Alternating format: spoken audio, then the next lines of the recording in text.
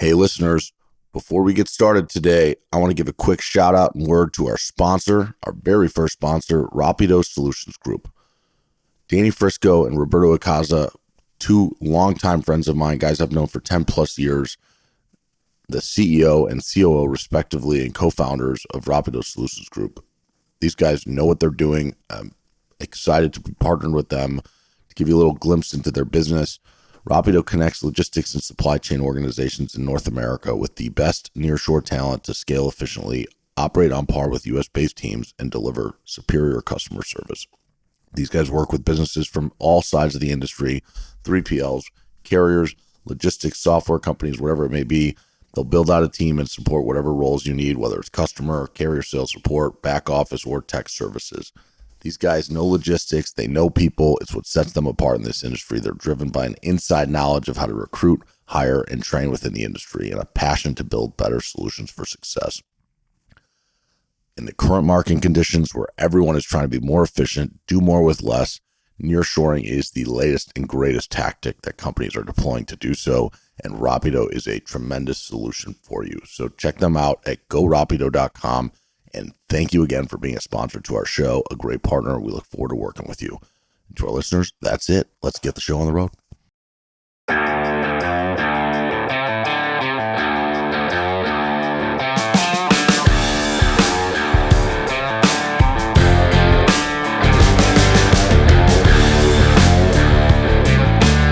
Welcome back to another episode of the Freight Pod. I'm your host, Andrew Silver, and I have to give myself a metaphorical kick in the butt here. I failed all of you, my loyal listeners. I committed to myself, at least, and in my mind, to all of you, that I would produce an episode every week moving forward. And I failed to do that last week. And even this week's episode is going to be coming late. We're recording it on Wednesday, but I'm going to get it out to you Thursday morning. My goal every week is to get them out on Tuesday mornings. Frankly, if I'm being honest, I just learned not even 3-4 weeks ago that I have ADHD. And it's an interesting thing, I guess, to learn at 34 years old, but I'm really glad I did, and I'm actually going to do an episode specifically about that. But I started taking some medicine for it, and along with ADHD, I also have Tourette's. That's something I've talked about before. And the challenge is most people for ADHD will take like Adderall or Ritalin, which is a stimulant. That's no bueno with Tourette's because I'll just be ticking all over the place.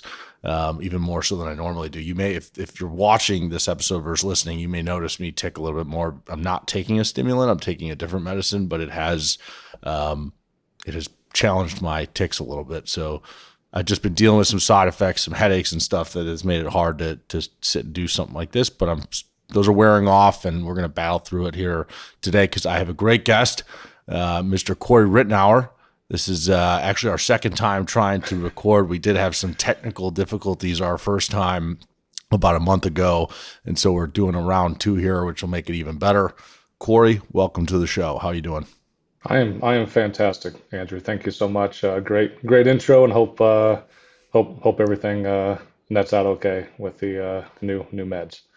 It will. We'll figure it out one way or the Yeah. other. I'll either stop taking them and just live with being, myself. I've been doing it for long enough. It's been okay. But listen, let's start. I'm realizing I don't. I think one of the challenges I have in these episodes is I don't do a great job of getting the guest introduced well and letting them give kind of a brief bio before we jump into all the hard-hitting questions. So we're going to try that today. Why don't you, Corey, just kick us off, tell us a little bit about yourself and kind of your career and your journey to the industry. Yeah, absolutely. No, I appreciate that. Happy to be the guinea pig here. So, Corey Ritenour, of course. So from a career standpoint, most of my career, so coming up just over 20 years actually, now that I look at the date. So just about 20 years ago, started with Conagra Foods, really transportation planner role. As they were going through the centralization efforts, bringing a bunch of load planning roles into their supply chain office in the Chicagoland area. won't bore you guys with all the details, but apparently performed fairly well doing that. Was promoted into a transportation procurement role. Um, early in my 20s, and a couple months after that occurred, Hurricane Katrina hit. So I quickly learned how little I know about the transportation markets, and how little influence one organization may have on it. So great experience, tough time to go through, for many people, um, but great opportunity there. Um, Exited Conagra, supported their transition as they moved everything, back to Omaha. Moved over to Quaker Tropicana Gatorade, part of Pepsi. Kind of a three-headed role there: transportation procurement, peak season operational support, and then SAP, implementation support as well. Again, performed fairly well there. It appears, was promoted in my first people management role there as a customer supply chain supervisor role. Um, had 13 people on my team. Two of them had been alive longer, or I'm sorry, two of them had worked for the organization longer than I'd been alive. Um, Yep. but I do give Pepsi a lot of credit. I mean, they did a great job of putting me in a role that I wasn't the subject matter expert in. So it was really a great opportunity for me to learn how to really get results through people instead of being the one doing it, right? Um, then was ultimately recruited away from Pepsi over to Smurfit Stone. That was ultimately purchased by Rock 10, now part of West Rock. Um, and so similarly, just from a transportation standpoint, helped them emerge from bankruptcy successfully. We were purchased by Rock 10. Declined to move down to Norcross. Then wife and I left Chicago. We moved to Nashville, leading the supply chain for the Neutral Company, which is a natural pet food division within Mars PetCare. Did that for about 3 years. Moved here to Kansas City. Spent 5 years with Dairy Farmers of America, helping the team here really stand up a global logistics platform. And then 5 years ago, left DFA, joined Lindt and Sprungli, specifically Lindt and Sprungli North America. We're a shared service organization that delivers value through collaboration with our three brands here in the U.S., being Lindt, Ghirardelli, as well as Russell Stover.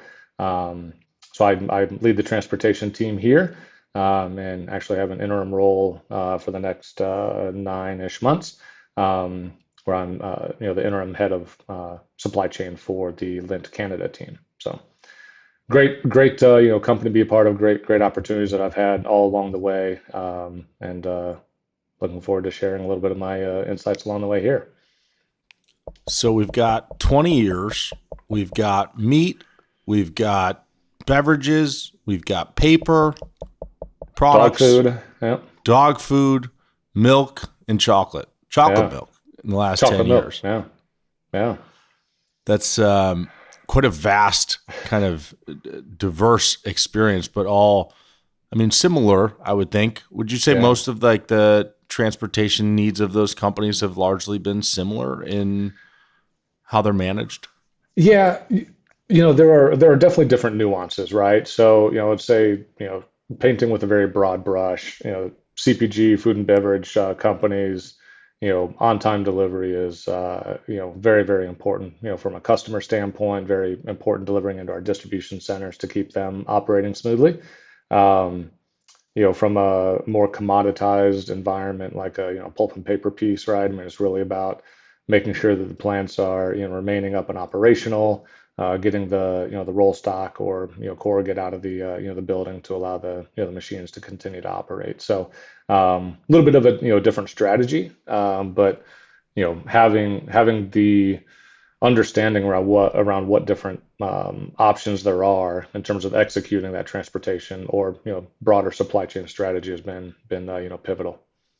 Not a one size fits all answer for each organization. That's for sure. Yeah. And 20 years, there's obviously something that's attractive to you about transportation. So what is it? What's kept you in this space and gotten rid of all your hair? Yeah. I was full head of hair 20 years ago, but yeah, no, I think, the cool there's a couple really cool parts about transportation, right? So one, every day is different, right? Two, every couple of years you're going through market cycle adjustment, and each market cycle is going to be different than the last. So yes, you can apply some of your learnings. Yes, you can prepare for it. The old adage of fix your roof when it's sunny, not when it's raining. So I enjoy that aspect of yes, the market cycles suck. Yes, they're not great, but it does give you a chance to really find out, and learn from your plans that you set forth in terms of your overall strategy, and also, test how you are from an execution standpoint. So, I think those shorter cycles give you a chance to really assess what is your, broader perspective and kind of business acumen on being able to tackle some of those things, while supporting company goals. Yeah, of course. And we're going to spend some time on this current market cycle, but I don't want to get there yet because, just looking at your 20-year career and kind of the progress you've made and growth you've seen in your roles and responsibilities, I'm curious, how do you think about kind of career advice or, for people who are starting in the industry in a similar role that you did at Conagra 20 years ago, in like a frontline planner role? How do you think about the changes and decisions you've made to get to where you are today, and kind of what could you spin that into maybe advice for kind of young entrants to the industry to, one day see that kind of progress? Yeah, yeah, great, great question. I mean, tricky, but great question. I think the best advice that I would give is try to get breadth of experience early in your career. For me, it was, transportation operations, but, we were supporting, an SAP implementation. So you get some of that, kind of project management implementation items, and then over into the procurement space. And then, still fairly early in my career, get that, customer supply chain, customer facing experience. Some of the procurement stuff, of course, you're managing, as well as operations, but you're, managing your, performance against what was budgeted against, right? So think about, you know, what what do you want to do, when you grow up? What is it going to take to be there? So for me, wanting to get into, a VP of supply chain role, you need to have multiple, disciplines along the way. So transportation, warehousing, planning, customer service, you know, financial exposure, things like that, right? So it's much easier to do that earlier in your career than what it is, later, right? Now everybody, I think has a natural tendency to want to try to climb that corporate ladder, which is fair and it makes sense. But if you have a very, a pretty strong base in terms of, breadth of experience, then you can really build off of that as you start that career climbing journey. I mean, as I look at your history, that makes a ton of sense because it looks like, between a planner role, which is very different than a procurement role, which is very different than customer supply chain role. Each of those you've put at least, like 2-ish years into at each of these companies. So it wasn't like you just got in for 3 to 6 months and then like, oh, I got all the answers and then went to the next thing. That's like a significant amount of time, enough to really get enough experience that, I don't know about the word expert, but that you like are dangerous and Yeah. enough. And I like that idea of early in your career making those changes because I do think people are so afraid of change in general. But in your early 20s, especially, and even mid 20s, there's just a lot less. There typically is a lot less on the table for you. I Yeah. mean, most people at that point don't yet have, they're not yet married necessarily or have kids that they're responsible for. So it's just easier to take those chances. And I just kind of like the way you frame that because, you don't know what you're not willing to put yourself in a position to try and do. And, I especially like it in the context of going from a place like Conagra to Pepsi to Smurfit to Mars. Like those are large companies where there's a lot to do and a lot to Yeah. learn. And putting 2 years, 3 years in at each one, I think set you up to get to where you are today. Does that kind of make sense?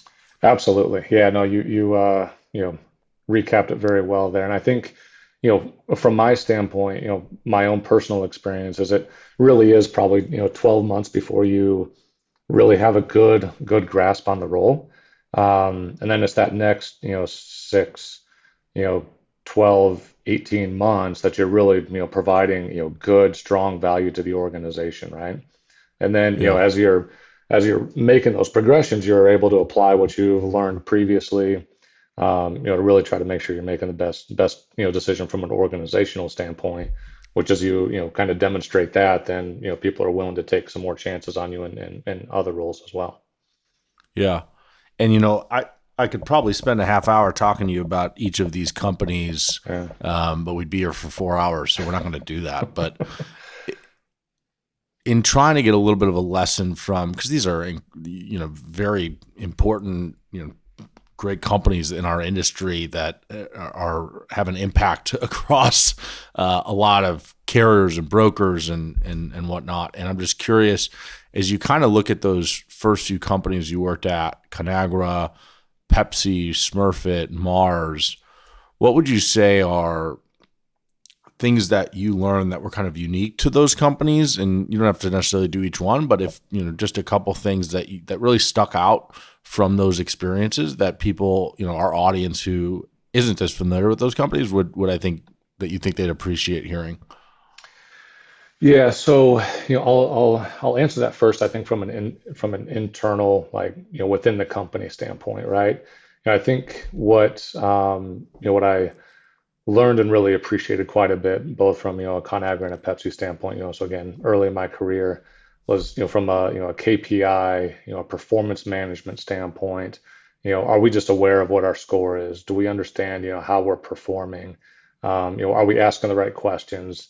Are we collaborating? Are we sharing learnings not only across the transportation organization, but more broadly from a supply chain component to where we can try to deliver that total cost, right? And I think to build on that just a little bit further, right? That what I also learned is that most of the large savings opportunities that are netted out from a company standpoint is mostly operationally driven, and making sure that we're finding the right suppliers and providers that are willing to go on that journey with us, right? And if we're able to work through those strategies from a broader supply chain standpoint, we have the right carrier partners with us to help us on that.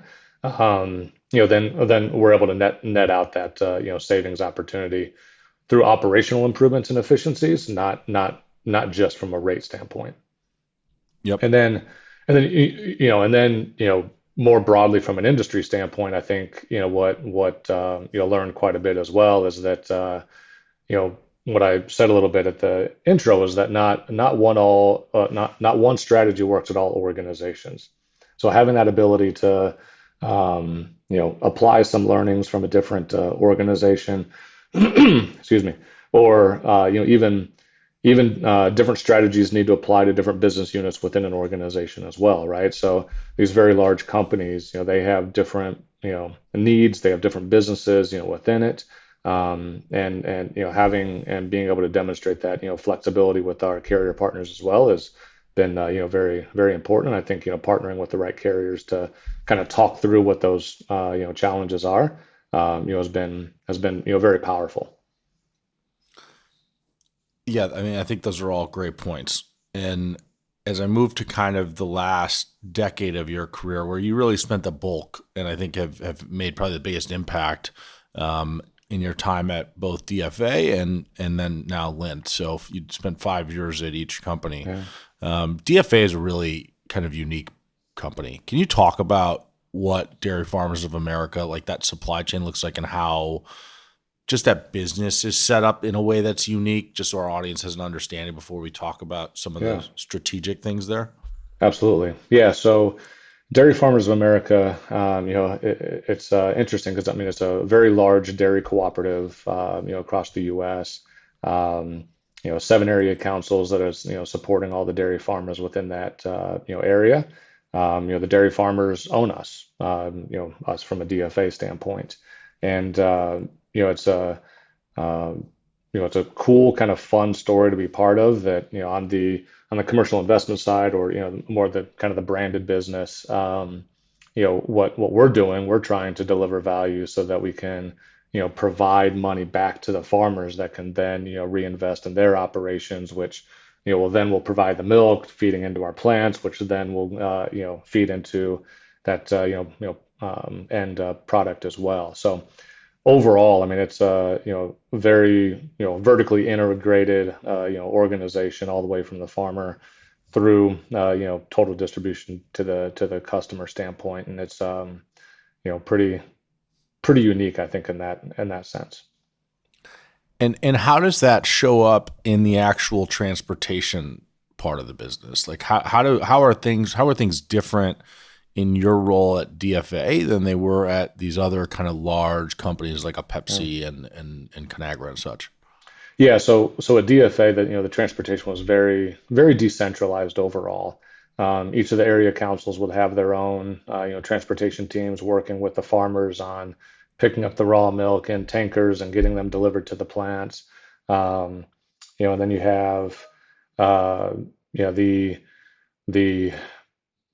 at the time we called it the commercial investment side of, the branding has changed since then, but where all of the more of the finished goods, or the products that we're selling from a consumer standpoint, um, that was more centralized. But we did have, a number of companies that we had half ownership in, or majority ownership in, but they still had their kind of legacy, teams in place as well. So it was very much, influencing, and working through, hey, here's what a best practice is. Here's what we're, understanding and recognizing through the area that we're responsible for.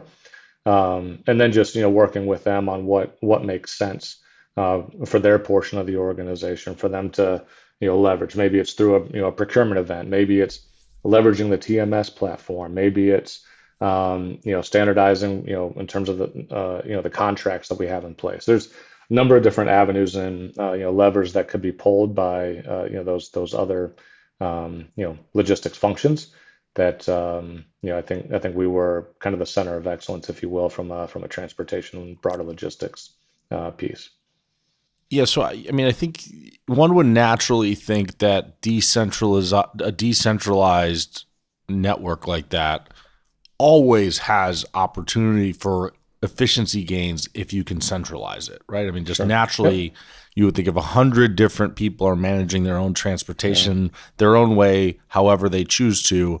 If there was one that was able to bring them all in house and take the hundreds total volume and manage it as one thing, you would think that that could be more efficient. Is that kind of what your team was trying to do?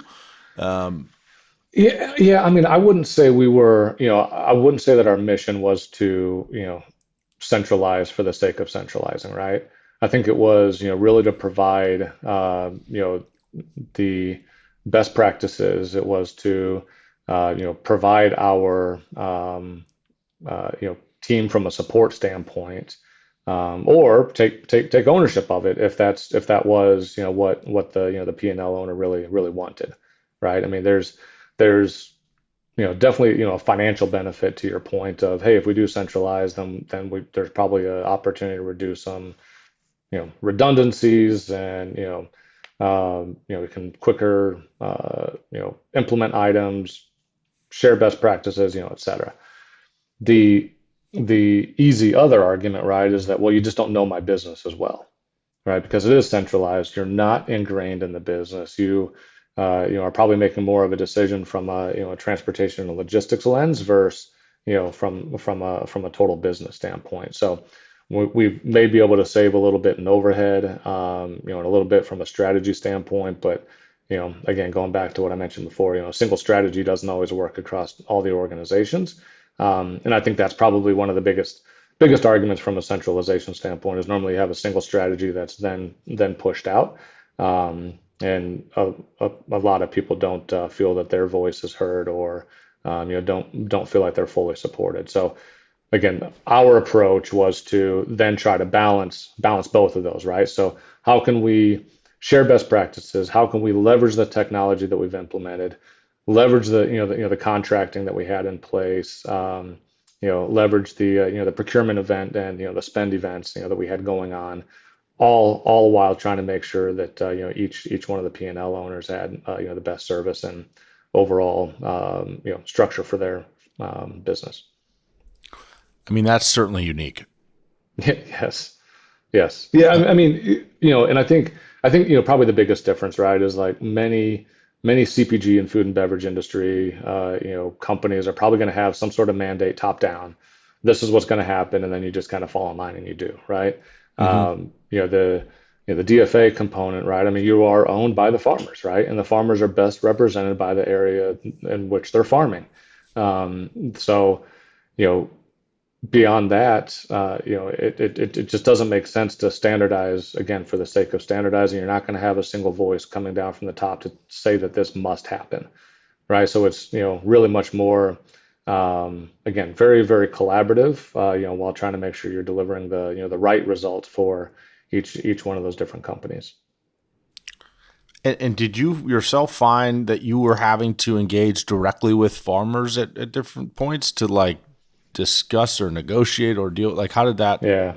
No, so the farmers, and the routing off of the farm was really done by the transportation team within the area councils. So again, we would Okay. just interact with those transportation folks, from time to time, sharing different opportunities. If there was a large contract that was coming up to bid, we may share a few things that we're doing from a centralized standpoint, but very little interaction with a direct farmer. Gotcha. Okay. Well, that I mean, that's really interesting stuff. So, um, what would you say is kind of the biggest takeaway you had from that experience specifically that you've now kind of carried with you? Yeah, I think again the setup and the structure from a DFA standpoint. I think at the time we had um, like 13 different P&Ls that me and my team from a transportation standpoint, and then my boss from a broader logistics standpoint had an impact with, right? So, you know, for me, what I learned is that it's really important to level set on what is the goal of the team. Like what does success look like for that P&L owner?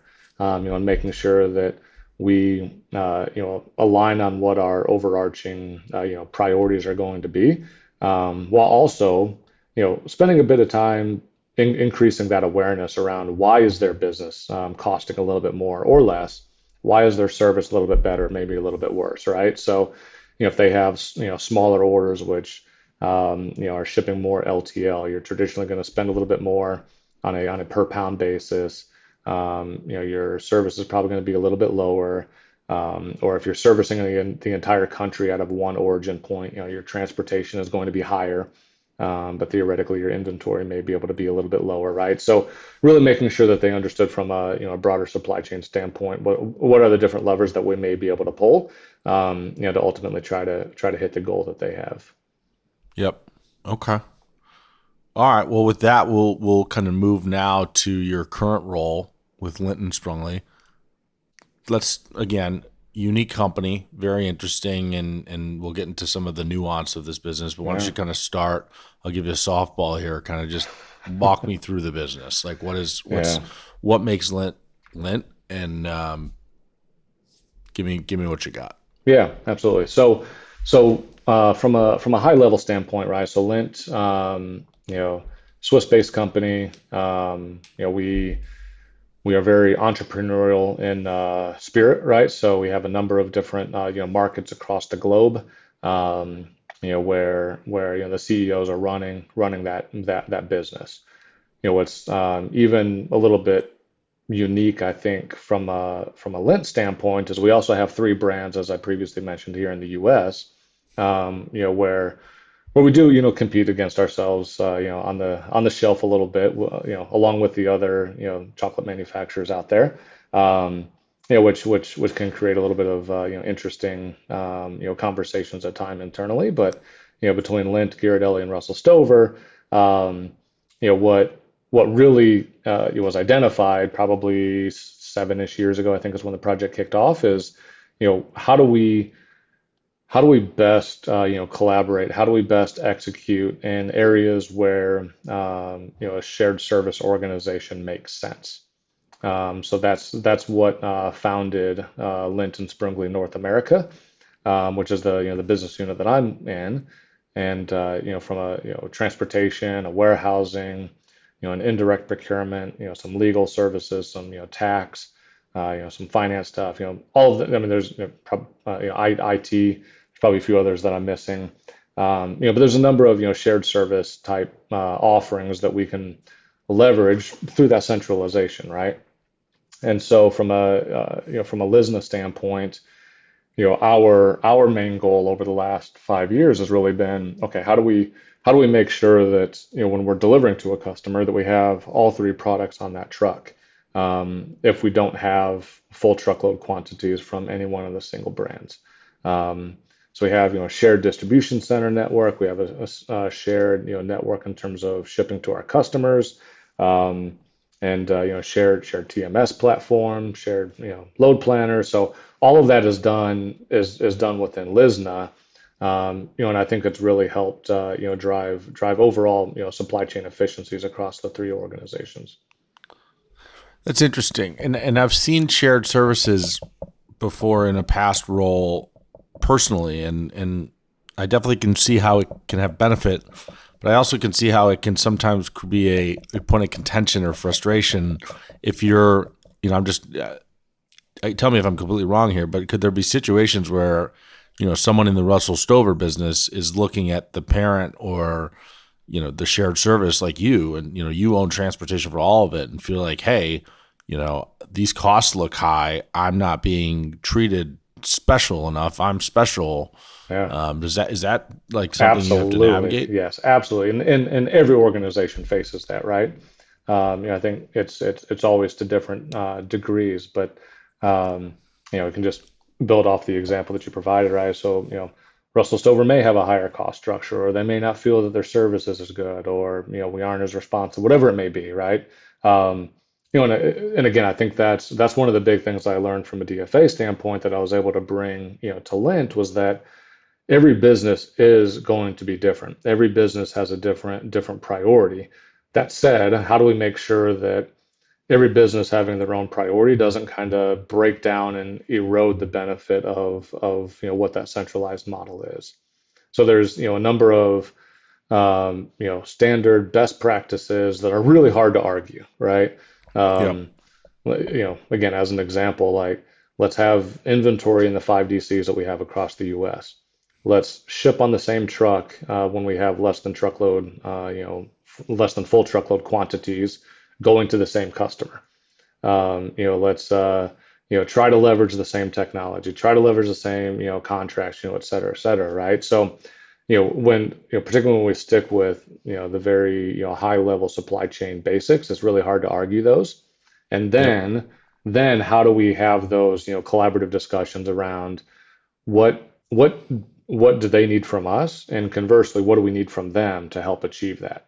So it may mean that, well, we aren't operating within the network as well as we should. Maybe we don't have the right order profile. Maybe something else is going on that's really driving more of the the cost or service challenge. And again, that's really what our job is to make sure we're communicating very clearly what those opportunities are, and then holding ourselves as well as them, accountable to ultimately, delivering that. Yeah. So, I mean, it sounds like in your role as the shared service, you've got the three brands that are kind of looking at you like, is this guy helping me or hurting me right now? Absolutely. And it sounds like what I'm gleaning from this is you kind of treat them like a customer first and foremost. You listen to them. Yeah. You have empathy for the situation they're in, but you're also trying to educate and communicate in an effective way where, hey, okay, yes, Russell Stover, you have 10,000 pounds that deliver to Walmart in Gas City, Indiana next Tuesday. I could ship that full truck on its own and you'll spend $2,000 from our DC. Or I could pair it with the 12,000 pounds that Giardelli has and your cost is cut in half. Like, come on, let's do the math here. And Exactly. then Yeah. they get aligned. Yep. Yep. Yeah, and of course, I mean, everybody wants to understand what's in it for them, right? And that's really part of the internal education, right? Is making sure that they understand what's in it for them. What will they benefit from by following through with whatever my ask may be, right? So smaller orders, we're asking those to be sailing schedule compliant. We want lead time on our orders so that we have the ability to consolidate those and get those, appointments scheduled. We want to make sure that we have understanding of can pallets stack, on top of each other or not, right? So we know how to best utilize that, trailer that's coming in. So, there's a number of things that we've, asked for over the years, and really we continue to deliver, exactly as we've, promised, as we've gained that, more collaborative partnership with them. Of course. And tell me a little bit more about some of the nuance of chocolate and, your business, seasonality, things like that. Yeah, Refrigerated, I right, know is part of this. This is not just kind of paper that you can throw into a 53-foot dry van and, right, deliver it when you feel like. Give me some exactly. of that Yeah. kind of nuance. Yeah, absolutely. So as you mentioned, temperature controlled, 55 degrees plus or minus, 5 degrees really is where we need the product to stay. Um, if you start getting too hot or you start getting too cold, it's the temperature deviations that, can create challenges in addition to just being too hot can obviously, start to melt it.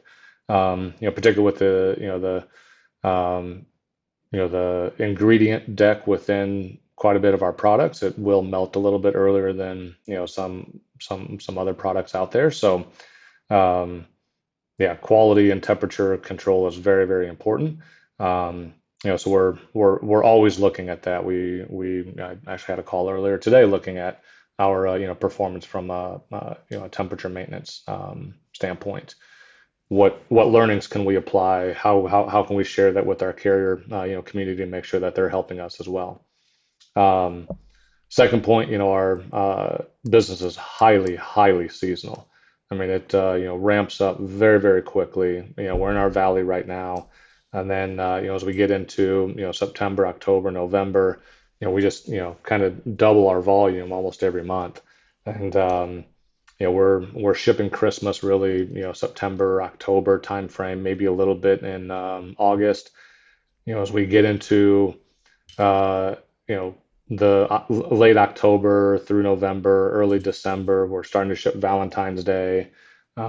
Easter then really starts to kick off, December and January. So we have all this product that's getting, pushed into our distribution centers that, are not,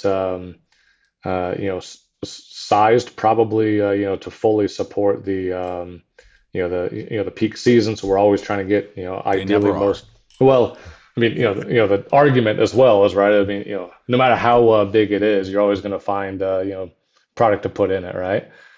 Yeah. But again, with our seasonal nature, I mean, we may be, 50% utilized in, June, but then come, October, September, we're like, 100+% of, really what we want to be. So it can really start to impact our, operations, right?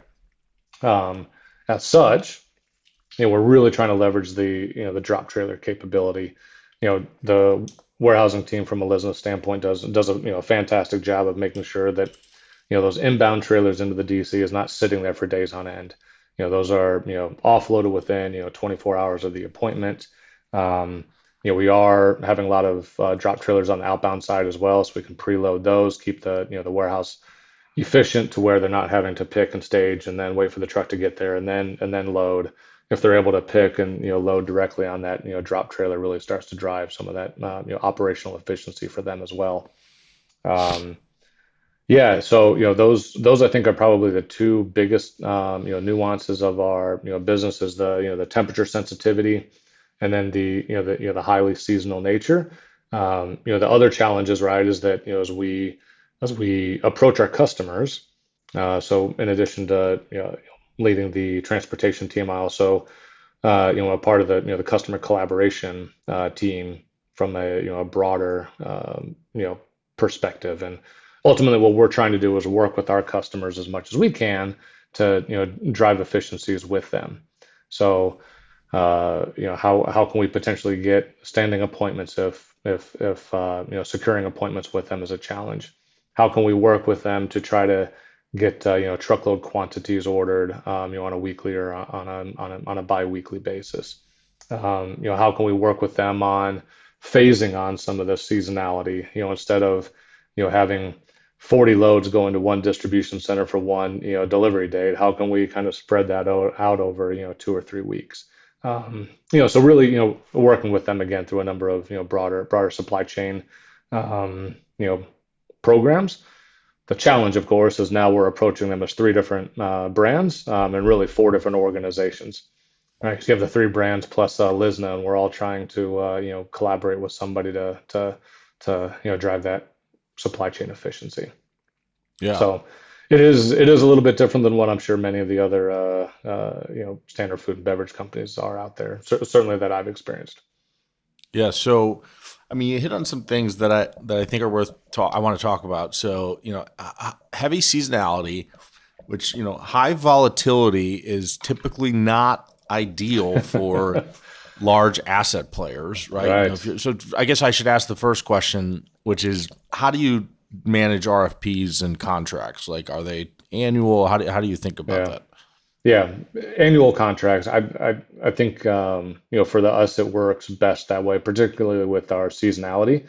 What our routing guide will go live May 1, and then we'll spend the next roughly 3 months, May, June, July, making sure that everybody's onboarding successfully, for those new entrants to our business, and that we're fully preparing for that peak season. Because really, starting July, we're starting to pump a lot of volume into our distribution centers, and then starting in September, we're starting to ship very, very heavy. So we just want to make sure we're really ahead of the curve, and then by the time we're on the back end of our peak season, which is tailing off in January into mid February, just want to make sure that we're then kind of leading into some of the award decisions from our annual RFP as well. So for me, like doing something in the middle of our peak season would be very, very difficult.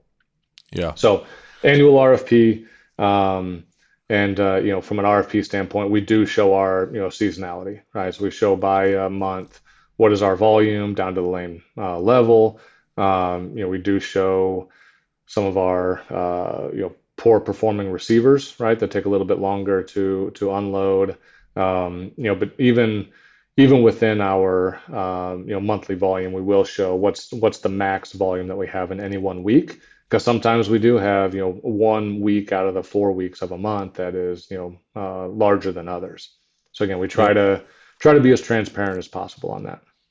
I mean, that's so important. And I think that any shipper, I know shippers think about this, and you will get better partnerships and better rates and better commitments with more transparent information. And for some, it's really hard to do. Some, they don't have the ability to forecast it well, but in some cases you got to rely on historical data, and then you have to make some hedges or almost some bets. And I think the ideal partner is one that makes a commitment on the front end that says, okay, listen, it's the most in a week you should ever have is 10. And it should be during this time period. Yep. But I'd like you to agree to take up to 12 or 11, or even it can just be 10. And then after 10, we can talk about X, Y, Z. But make some kind of agreement on the front end with your carriers and your brokers. And I think that you are way better off in terms of the partnership you can develop over time. So first and foremost, just the more info, the better to get more accurate pricing. That will prevent you being, or anyone being in a position where 6 months down the road, when the freight is hardest to move because you're at your peak season, someone's going to come back and point at that RFP and be like, yeah, and maybe they're doing it because they were kind of, not intentionally, but they were misinformed or deceived. I don't know which word you want to use, but, or they're just realizing, hey, I wasn't really given the information and I'm not going to lose money for this because it's not my fault.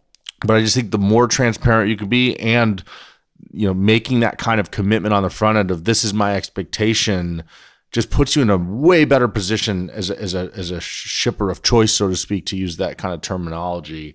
Do you kind of agree with that? Absolutely, right. I mean, I think there's two relatively high level thoughts, right? So one is, let's just provide the lanes and let's try to be as competitive in rate as possible, right? And so the RFP results look really, really good. Now, it may not be executed, depending on where you're at in the market cycle and how long those carriers or brokers have been in your business, things like that, right? I think the other approach is, okay, let's be as transparent as possible, show them the good, the bad, the ugly, but here's our business, right? Price it, and then there's much less deviation against what your RFP results may show. And I think there's pros and cons of both. I think I prefer the latter. If I need to deliver bad news from a rate standpoint versus what I budgeted, I'd rather do that once. Saying, hey, from an RFP standpoint, we just aren't going to deliver this, right? But here's what we look like going forward, and this should there's little deviation that we should expect against that, right? Now our job is to go after how do we try to expedite some of the operational savings that we thought that we can deliver through these different initiatives internally, because it's not going to be delivered through rate. And again, I'd rather have that conversation once so that I can then go focus on executing the business and making sure that our carriers are performing to plan. Yep.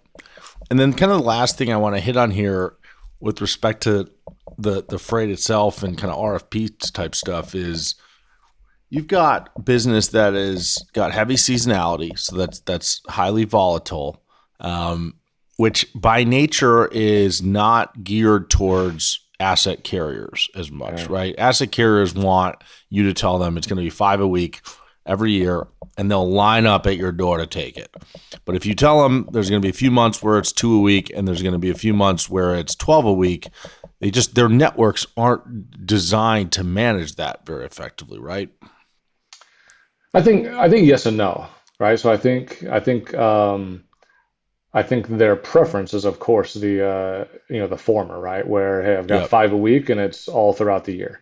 I think the the well-ran operations teams within the asset divisions also understand, like, well, there's other customers that are seasonal as well, right? So whose seasonality can complement ours?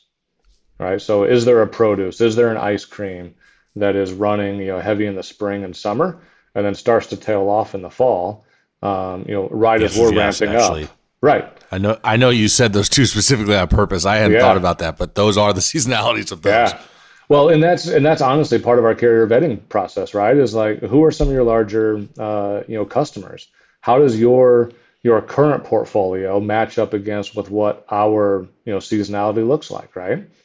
Because if I do say that it's 200 loads a year on a lane, that doesn't mean 4 a week, right? So how do we make sure that we're aligning on some of this stuff early on, so that honestly they're not wasting their time and we're not wasting ours.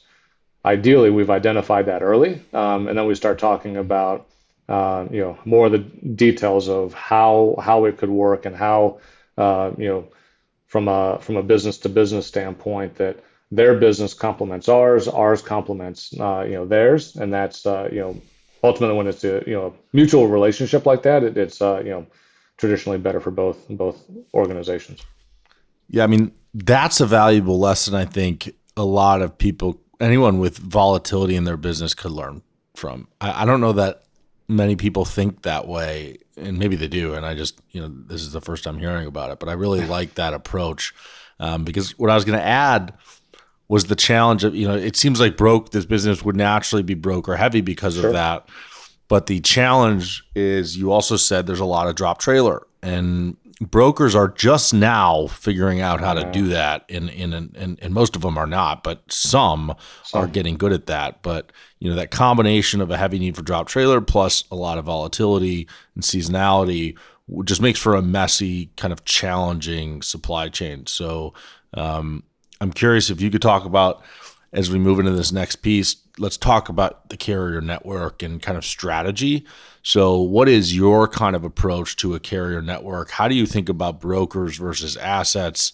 And even now, this kind of hybrid that is showing up in the industry between assets that have brokerage arms or brokers that have their own trailers and such.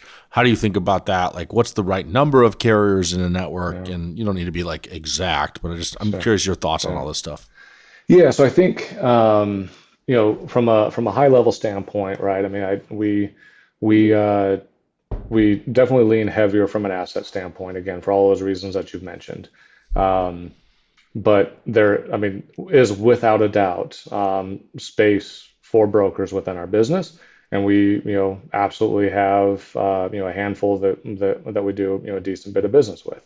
Um, what's important is making sure that we're setting them up for success, and they're supporting us as well, right? Um, and so what we don't do is we don't have 20 or 30 brokers in our network. We have really five or six, and that's really meant to try to consolidate some of that spend, try to maintain that relevance with them, so that as our volume is lighter, and our off peak, that the brokers are able to kind of step up and swell with us, whether that's from a staffing standpoint or just grinding a little bit harder, whatever the case may be, right? Um, and I think, from a, overall standpoint, a minimum spend I think should be, no less than probably $500,000 with a carrier or a broker. I think below that you just aren't really getting too much, traction, or not even enough, relevance, right? And 500,000 is always a little bit low as well for me, but that's more of kind of the entrance, right? Prove yourself with this. I'm not going to be overexposed, but it's enough business where you can ride it out, and you can prove your value, and then we can kind of grow, from there. So as our business continues to grow, you have that opportunity to grow with us. If somebody migrates out due to performance or whatever the case may be, then you have that opportunity to grow. Um, but we also are not just thinking about $500,000 spend across our entire network. We're trying to drive some of that density within our regions as well. So how do we have a number of regional asset-based carriers that know the region very well, know those customers really well, um, and so our total carrier network, I'll just make this up, is call it 50 carriers. We have 5 distribution centers, so we have roughly 10 carriers per DC, right? It doesn't work out exactly that way, but that's Yeah, of course. kind of the general theme there is how do we have enough business with our carriers within a particular market, to where if one lane is 12 this week when it was 2 last week. Well, probably the inverse is happening on a similar lane, right? So instead of Chicago to Minneapolis, it may have been 12 last week, and now it's going to be 2 this week. Well, Chicago to Mankato may be 12 this week, and it was only 2 last week. Right, so we Hmm. do try to think about that as we're going through the RFP process, lane by lane, making sure we understand what the carrier network looks like, what does their wish list look like, and then how can we best try to match up all of that, applying a lot of our operational knowledge around our seasonality, the volume spikes and valleys, to really make sure that we're setting our carriers and brokers up for success. Yep. And okay, so like a lot of good insight there. I mean, I like the concept of having meaningful wallet share with a provider, so you know that you matter to them versus, hey, I only give them a load a week. Like, Right.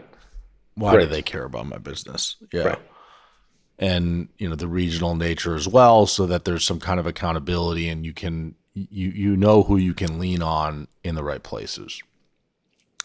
Well, and again, Although, they start bumping our docs a lot more frequently then, right? So then, just take it from a broker lens, right? I mean, if we have higher spend out of one of our distribution centers, they're getting to know that distribution center better. The nuances, at it, and our customer locations. Um, and at that point, they can actually start to share some insights back to us from a transportation standpoint as well. So, who are those receivers that are challenging to get appointments with?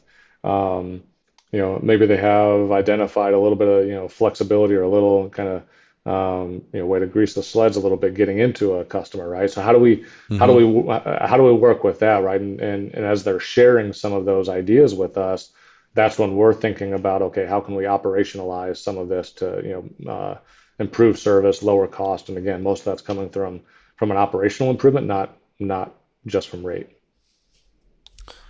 So you mentioned before that, and this wasn't really a question, but I got the answer. And that kind of when you're evaluating an asset, you're often going to look at how their network complements yours, and where the seasonality matches up. That's a good way to tell if they're a potential fit.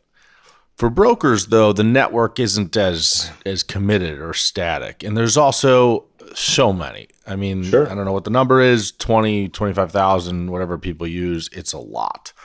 So I'm sure your business is highly sought after, and I'm sure after this episode releases, however many solicitations you have been getting, there will be more.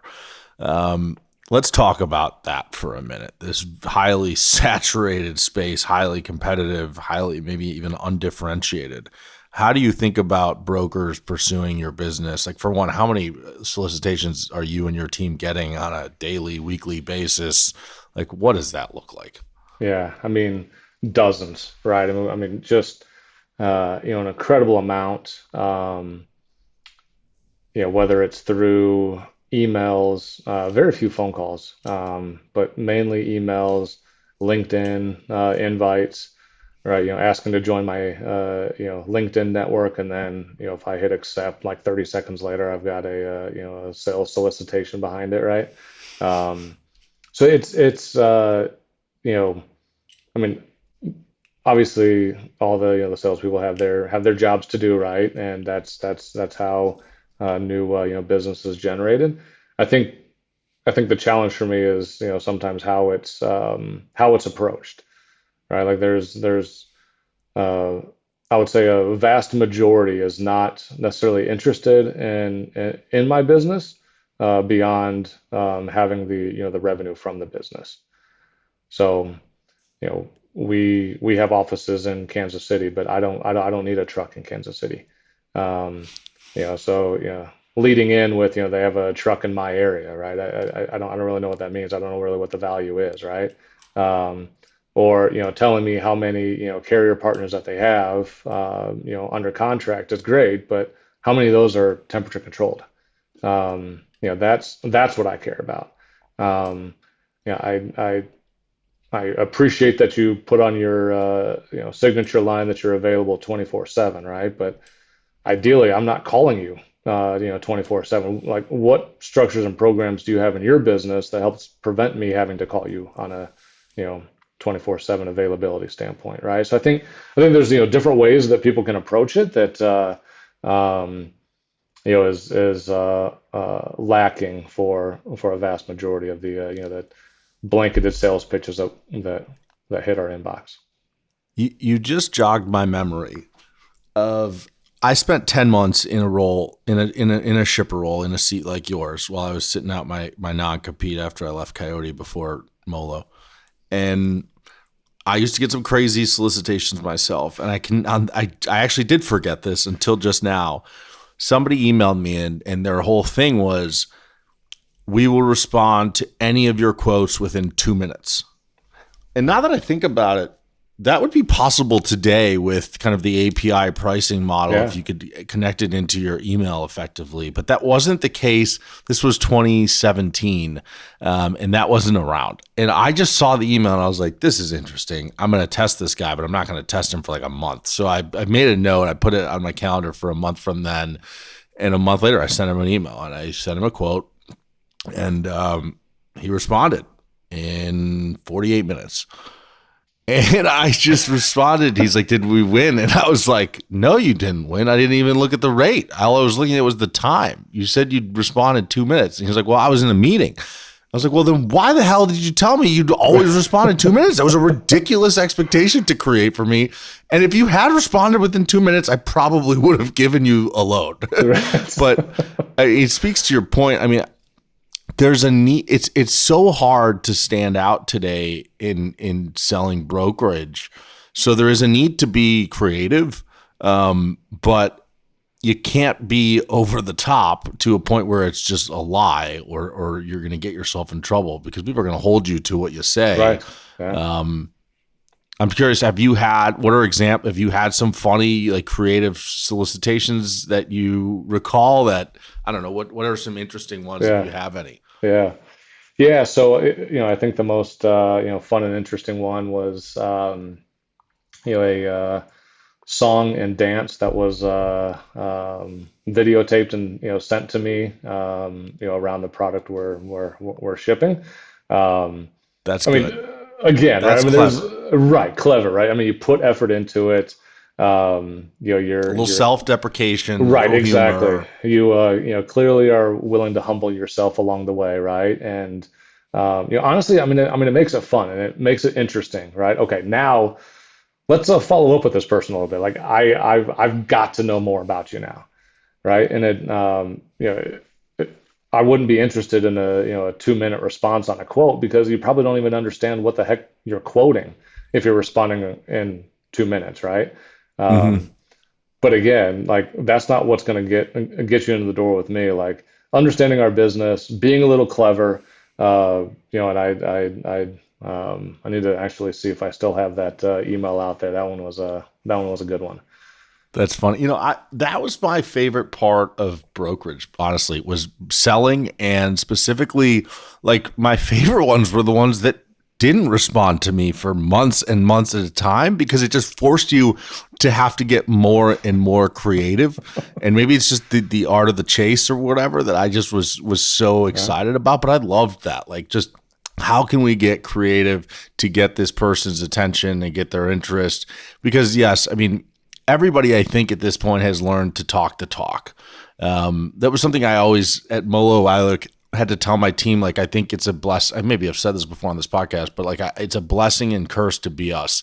The curse is what we're selling. We're not going to make up a bunch of BS. We're not going to claim to have invented some new mode of transportation. We're not going to, pretend we have some fancy technology that we don't have. Right. We're going to be pretty straightforward, and we're just going to focus on service and execution. The challenge is a lot of people are emailing and focusing on service and execution, and they're talking about communication and all those things. Sure. So the curse is it takes us a little bit longer to get in with good shippers than you might like. The blessing, though, for us for a very long time was once we finally got in, the fact that we followed through on the things that we had committed to allowed us to grow very quickly with a lot of our shippers. Yeah. It's just a matter of setting expectations that meet the needs of the potential customer and then following through on them. Yeah. I mean, well said, right? I mean, I think, you and I started doing business, when you were at, Molo, right? And, we had obviously, exchanged a few emails prior to me getting one about Mulu and Molo. Oh, Mulu and Molo, I forgot. Yeah, DFA, we put a product out, in the Chicago market, just tested a little bit. It was MULU, I believe was the name of it, and I was honestly positively impressed that, like, you actually saw that, you tied it to DFA, you sent a note as a follow up. It wasn't just the standard, hey, let me follow up with Corey, once every week, once every 2 weeks, once a month, whatever it may be, because it seemed more, genuine that there was an interest in our business, right? It's like, okay, so now there's interest beyond just meeting a sales quota, trying to do whatever's needed to check the box on that side. And then to your point, I mean, live up to what you say you're going to do. And I feel that we need to make sure that we do that as well from a shipper standpoint, right? So this is not just, directed towards carriers and brokers. We must do the same. And I'm always asking for that feedback from from the people that we're doing business with is, are we doing what we committed to do? I Because mean, again, from a mutual relationship standpoint, it should be, that we can hold each other accountable to that. yeah. So two things to that. One, yeah, I now remember actually being in a grocery store, seeing the Mulu and thinking, that's crazy. I'm going to send this to him. And we didn't really know each other at the time, other Right. than a few emails. What you Yeah. didn't know is the original name was not Molo. We changed it just so we could get your business and so we can make that work. I'm just Well, kidding. yeah, I mean, Completely it's- kidding. yeah. That's a level of commitment that very few have. No. But the second thing I wanted to say though is you're spot on. And there is definitely a different way that I, as the leader of the organization, like who was driving a lot of the decisions about how we'd support, how much commitment and investment we'd make in certain customers, there was a tie between that and the way that you followed through on your commitments and the things that you committed to us and said to us and kind of promised to us. There are very few companies that I ever quote unquote fired or decided like we don't want to work with anymore. But the reason was always tied to we can't trust that they are going to do what they said. And it's not right for us to put the amount of effort that we put into servicing this business if they're not going to return that favor and treat us with that same level of respect and commitment. And I understand things change and you need to make changes for your business. You've got a bottom line to worry about. You've got a job to worry about. That's all fair and good, but it's how you communicate and it's how you make those decisions and it's how you collaborate with us along the way that puts me in a position where I can say, okay, I understand why you're doing this. I'm on board with you. Let's do it together. Let's figure this out. Let's get from A to Sunday and, make this work. Yes. Yeah, absolutely. And as we were talking through that, it reminded me of a little kind of a silly joke, I guess, that we had from DFA that bad news is like milk; it does not age well, right? So whether it's a late load or whether it's a change within your network or it's a change within our network, whatever it is that's going to impact somebody else, communicate it, right? Because the earlier somebody is aware of it, the traditionally softer it's going to land. Yep. So let's pivot a little bit. I appreciate all that kind of insight into, what it's like to be on the other side of the table as you're getting information or solicited from carriers and brokers. I want to stay on that side of the table and kind of understand what are kind of the biggest challenges that you deal with in your day-to-day, your week-to-week. Like if I'm sitting in the seat of Corey Ritenour, as a broker, I can't see, all I see is the freight you're tendering me, right? Yeah. So, what are those things that you're constantly dealing with, the challenges in your work day, your work week? Yeah. I think, one, I will sum up my thought and then I'll go into a little bit more of a detail, right? So, sure. I think the biggest challenge that, any shipper faces, really in any organization faces that's, using a third party, but, how do you get a third party to care as much about your business as you do? And ultimately, you're never going to really get there, right? I mean, because you're going to care about your business more than others, right? And that's understandable. That said, like from a day-to-day, week-to-week, month-to-month operational standpoint, our biggest ask is how do we get communication timely? Something is running late for a pickup. Something is running late for a delivery. I thought I had capacity for the balance of week, and now I don't. getting that communication early, or I'm having troubles securing a pickup or a delivery appointment, whatever the case it may be. You know, I I think that our biggest challenge, and I think the Lindt team has done a fantastic job on this. Is really working with our carriers and brokers on a day-to-day basis. Asking, you know, how was our capacity look like for today? How did deliveries and pickups look like for yesterday and today? Capacity over the next couple of days. How are we looking for appointments? All of the very very tactical stuff.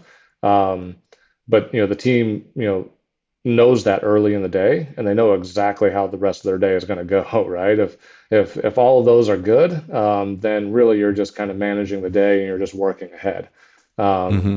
If you've got a big gap, then we're going to be playing catch up quite a bit throughout the day. So I think you know again to really really try to wrap it up is our biggest concern and our challenge day to day, week to week, is truly making sure that we're executing our business, and that we're as we're coming into our peak season, that we deliver our peak season, and making sure that operationally we are set up to do so. Um, and that not only occurs from our operations team standpoint, but as we're thinking about strategically sourcing our carriers, and we are having conversations with them on a weekly, bi-weekly basis on scorecard performance.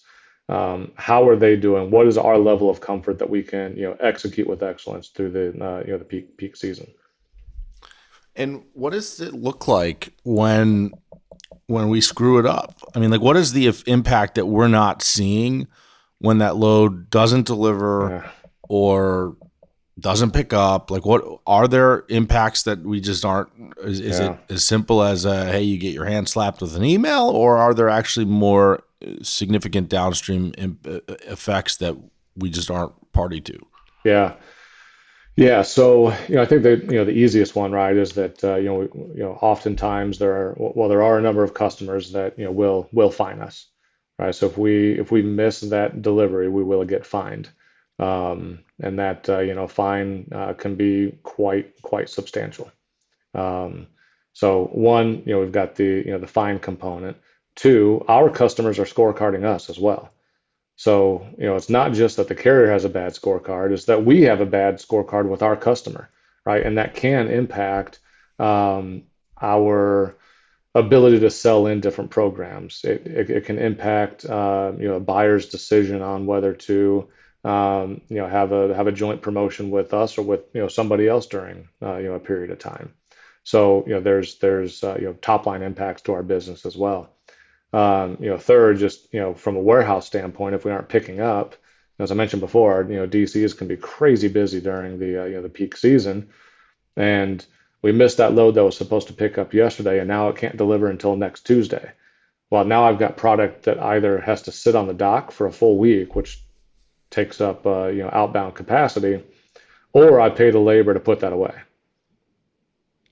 right? And then once I pay the labor to pick it, stage it, and now put it away, I have to pay them again to pick it and stage it to then load you when you decide to show up on time next time, right?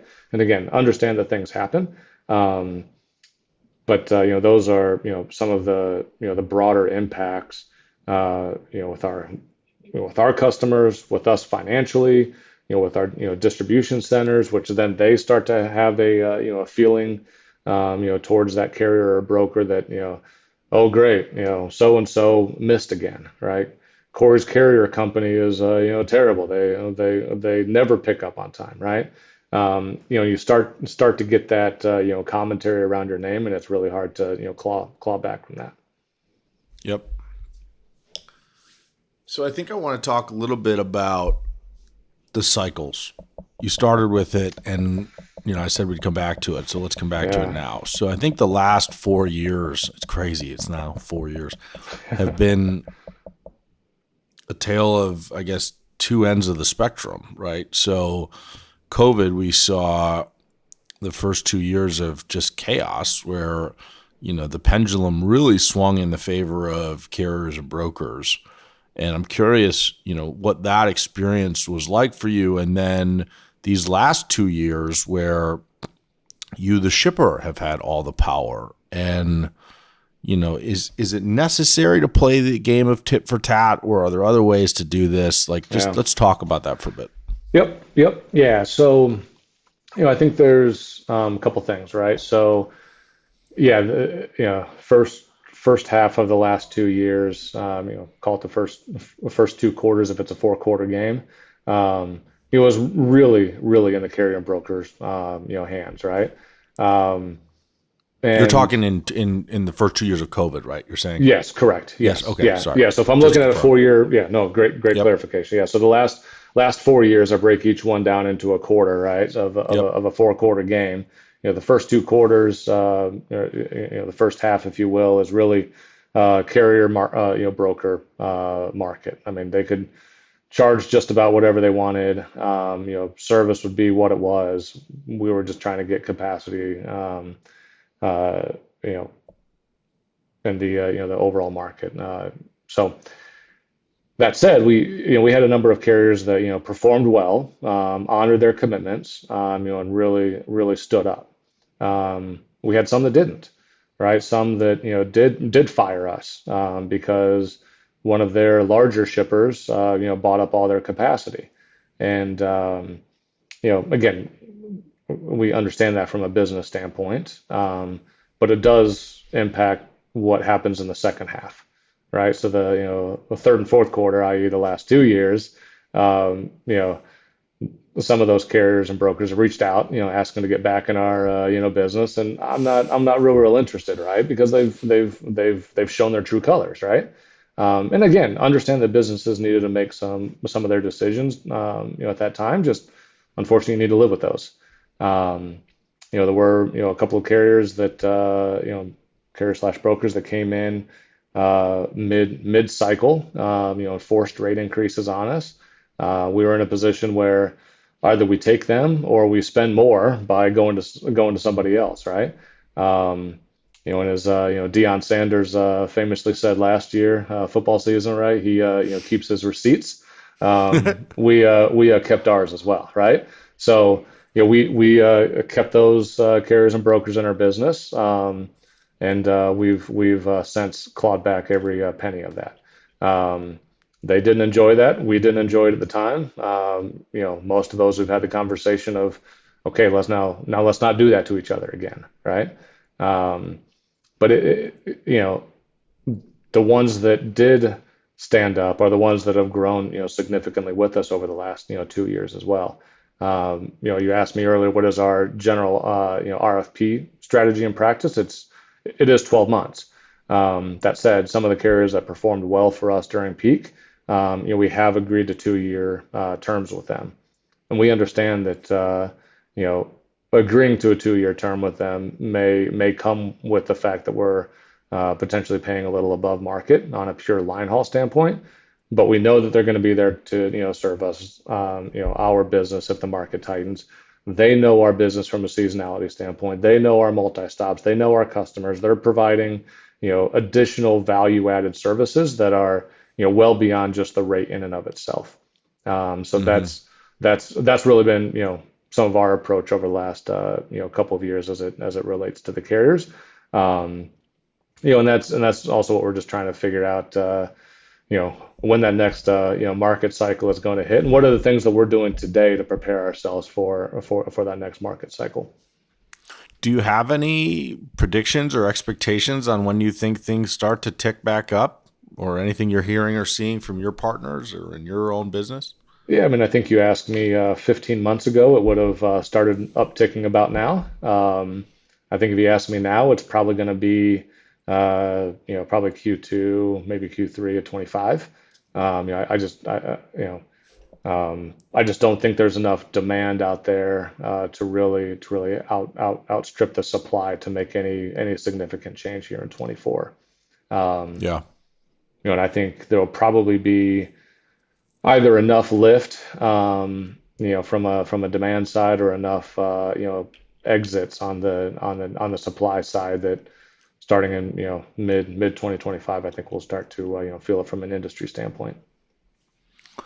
And I mean, I agree with you at a minimum. I don't think it's before then. Yeah, yeah, It maybe even is after. It's crazy to me, but I just don't see the signs. I'm hearing about some green shoots that some assets are seeing in the market, and I'm hopeful. Just because we've gotten to a not so you can go through the pain, but more so just so we can thank get you. to a place where assets can run their businesses at a Yeah, profitable number. I just we're below that point right now, and it's just I don't. My question, I guess, with respect to that is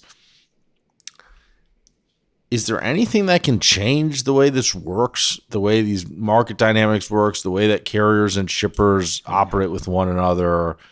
I mean, I definitely agree with your approach and philosophy on kind of partnership, and I think that's why I think you've got great partners and great carriers and brokers that want to haul for you.